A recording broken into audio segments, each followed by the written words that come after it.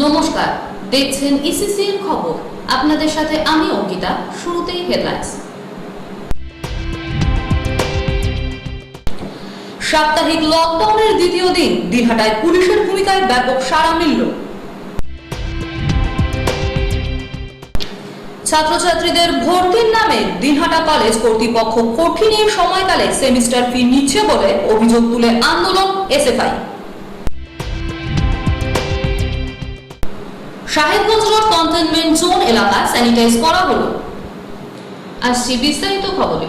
Corona পরিস্থিতিতে রাজ্য সরকারের পক্ষ থেকে সাপ্তাহিক লকডাউনের দ্বিতীয় দিন পুলিশের ভূমিকায় কার্যত শুনশান চেহারা নিল দিনহাটা। নানা অছিলায় যারা ঘর থেকে বেরিয়েছিল তাদেরকে রাস্তাতেই আটকে দিল পুলিশ। লকডাউন ঘোষণা সত্ত্বেও নানা অছিলায় যারা ঘর থেকে বের হন তাদের পুলিশ জিজ্ঞেস করতেই কেউ বলে ওষুধ আনতে দোকানে যাচ্ছি, আবার কেউ বলে ব্যাংক কিংবা এটিএমে যাচ্ছি। অধিকাংশ ক্ষেত্রেই ওষুধ আনতে যাচ্ছে জানতেই পুলিশ প্রেসক্রিপশন দেখতে চাইলে অধিকাংশই তা দেখাতে পারেননি। যারা প্রেসক্রিপশন দেখাতে পারেননি তাদের বাড়িতে ফেরত পাঠান পুলিশ। দিনহাটা শহরের পাঁচ মাথার মোড় সহ মহকুমার বিভিন্ন স্থানে সাপ্তাহিক লকডাউনকে সার্থক করে তুলতে লাঠি হাতে পুলিশ করা হতেই অল্প সময়ের মধ্যে শুনশান হয়ে পড়ল দিনহাটা শহরের পাঁচ মাথার মোড় সহ বিভিন্ন এলাকা। দিনহাটা মহকুমা পুলিশ আধিকারিক মানবেন্দ্র দাস, দিনহাটা থানার আইসি সঞ্জয় দত্ত, এসআই বিমান সরকার, রাজু রায়, দীপক রায় থেকে শুরু করে পুলিশের অন্যান্য কর্মীরা শনিবার সকাল থেকে অভিযানে নামেন। সাইকেল আরোহী থেকে শুরু করে মোটর বাইক চালক, এমনকি পায়ে হেঁটে যারা নানা অছিলায় এদিন বাইরে বেরিয়েছিলেন তাদের বিরুদ্ধেও করা হলো পুলিশ। কেউ কেউ আবার পুলিশের কাছে হাত জোর বা ক্ষমাও চান, কিন্তু পুলিশের কঠিন ও কড়া মনোভাব কার্যত শুনশান হয়ে পড়ে দিনহাটা। পুলিশের এই ভূমিকাকে সাধুবাদ জানান সমাজের বিভিন্ন স্তরের মানুষ। লকডাউনের মধ্যে যারা কোনো কারণ ছাড়াই ঘর থেকে বের হন এদিন তাদের পুলিশ রাস্তায় আটকালে সঠিক উত্তর দিতে না পারায় তাদের অনেককেই গাড়ি আটকে দেওয়া হয়। এমনকি যারা সাইকেল নিয়ে বের হয়েছিলেন তাদের সাইকেলের চাকার হাওয়া ছেড়ে দেওয়া হয়। লকডাউন চলাকালীন শনিবার বেলা 12টা নাগাদ দিনহাটা শহরের এক যুবক কোনো রকম হেলমেট ছাড়াই বয়স্ক এক মহিলাকে সঙ্গে নিয়ে শহরের পাঁচ মাথার মোড় হয়ে মন্দিরের দিকে যাচ্ছিলেন। পুলিশ আটকাতেই দুজনেই বলেন পুজো দিতে যাচ্ছি। লকডাউনে বের হয়েছেন কেন, হেলমেট পরেননি কেন, এসব নানা প্রশ্ন পুলিশ একের পর এক করতেই দুজনেই হাত জোর করে ক্ষমা চান, কিন্তু তাতেও মেলেনি রক্ষা। সাপ্তাহিক লকডাউনের দ্বিতীয় দিন দিনহাটা মহকুমা পুলিশ আধিকারিক মানবেন্দ্র দাস ছাড়াও বিভিন্ন থানার পুলিশ আধিকারিকদের পাশাপাশি দিনহাটা এক ব্লকের বিডিও সৌভিক চন্দ্র বিভিন্ন এলাকায় ঘুরে ঘুরে নানা অছিলায় যারা ঘর থেকে বেরিয়েছেন তাদের ফেরত পাঠান। পুলিশ ও প্রশাসনের আধিকারিকদের ভূমিকায় এদিন দিনহাটা মহকুমার বিভিন্ন এলাকা কার্যত শুনশান হয়ে পড়ে। ওষুধের দোকানপাটে অন্যান্য দোকানপাট সবই যেমন ছিল বন্ধ, পাশাপাশি রাস্তায় দু একটি টোটো দেখা গেলেও অল্প সময়ের মধ্যে সেগুলি ফিরে যায়। এদিকে লকডাউনের মধ্যে কোথাও কোথাও দু একটি দোকান খোলার চেষ্টা করা হলেও দ্রুত পুলিশ সেখানে পৌঁছে যায় এবং তা বন্ধের ব্যবস্থা করে। আবার এদিন সকালে সংহতি ময়দানের সামনে অসংগঠিত শ্রমিকদের ভিড় লক্ষ্য করতেই পুলিশ সেখানে গিয়ে তাদের ফাঁকা করে দেয়। দিনহাটা মহকুমা পুলিশ আধিকারিক মানবেন্দ্র দাস বলেন, করোনা মোকাবেলায় রাজ্য সরকারের পক্ষ থেকে সপ্তাহে 2 দিন লকডাউন ঘোষণা করা হয়েছে। এই রোগের একমাত্র ঔষধ ঘরে থাকা এবং সামাজিক দূরত্ব বজায় রাখা। সরকারি এই লকডাউনকে সফল করে তুলতে পুলিশ নজরদারি বাড়াতেই এদিন কার্যত শুনশান ছিল দিনহাটা। লকডাউনকে সফল করে তুলতে পুলিশের এই অভিযান চলবে বলেও আধিকারিক জানান। ক্যামেরায় সুশান্ত সাহার সাথে সুমন মণ্ডলের রিপোর্ট, ইসিসিএন খবর। করোনা ভাইরাস মোকাবেলায় শুরু হয়েছে লকডাউন, আর এই পরিস্থিতিতে স্কুল কলেজ সব বন্ধ থাকলেও দিনহাটা কলেজ কর্তৃপক্ষ ছাত্রছাত্রীদের ভর্তির নামে সেমিস্টার ফি সহ বিভিন্ন রকম ফি নিচ্ছে বলে অভিযোগ তুলে আন্দোলনে নামলো সিপিআইএম এর ছাত্র সংগঠন এসএফআই।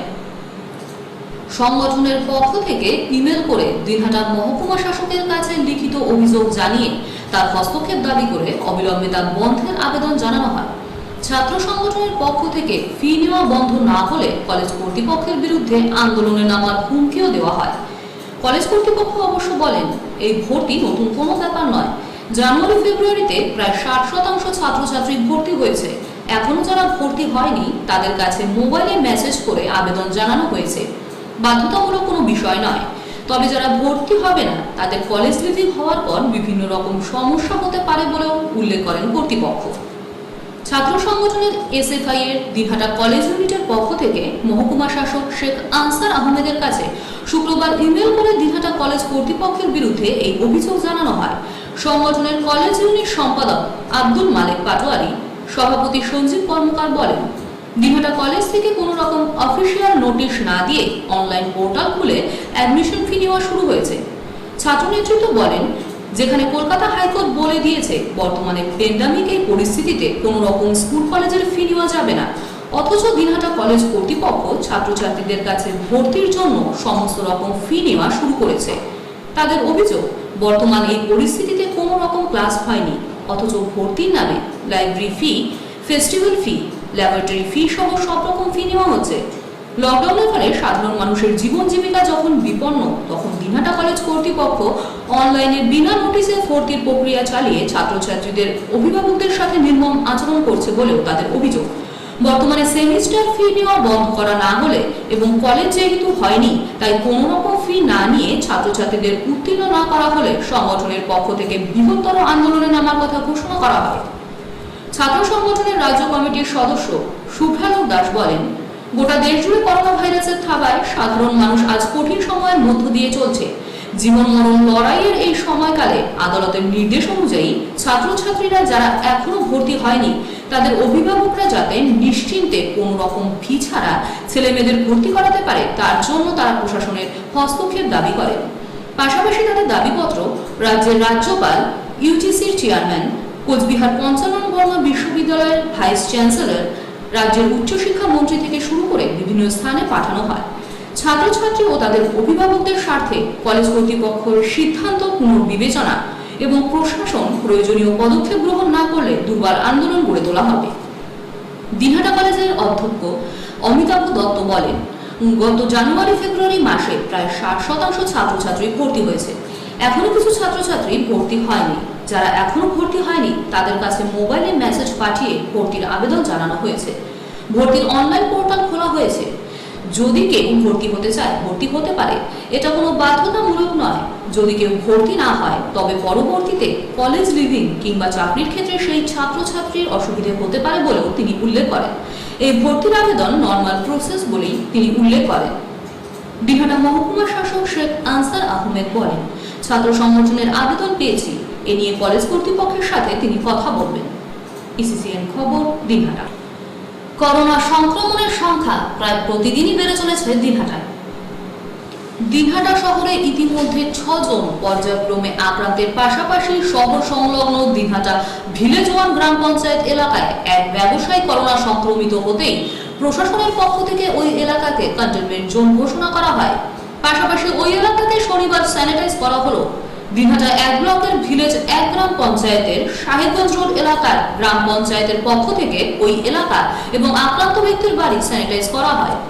এছাড়াও এলাকার বাসিন্দাদেরকে নানাভাবে সচেতন করে দেওয়া হয়।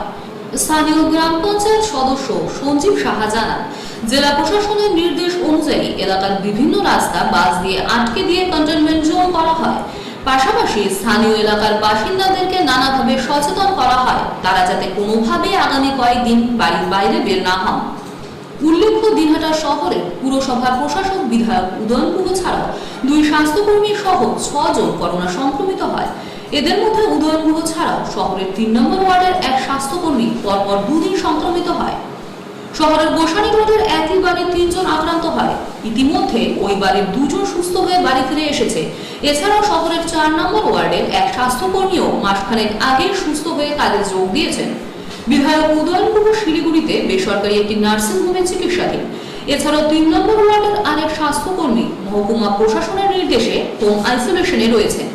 দিনহাটা শহর সহ মহকুমার বিভিন্ন এলাকায় প্রায় প্রতিদিনই আক্রান্তের সংখ্যা বেড়ে চলায় সাধারণ মানুষ আতঙ্কিত হয়ে পড়েছেন।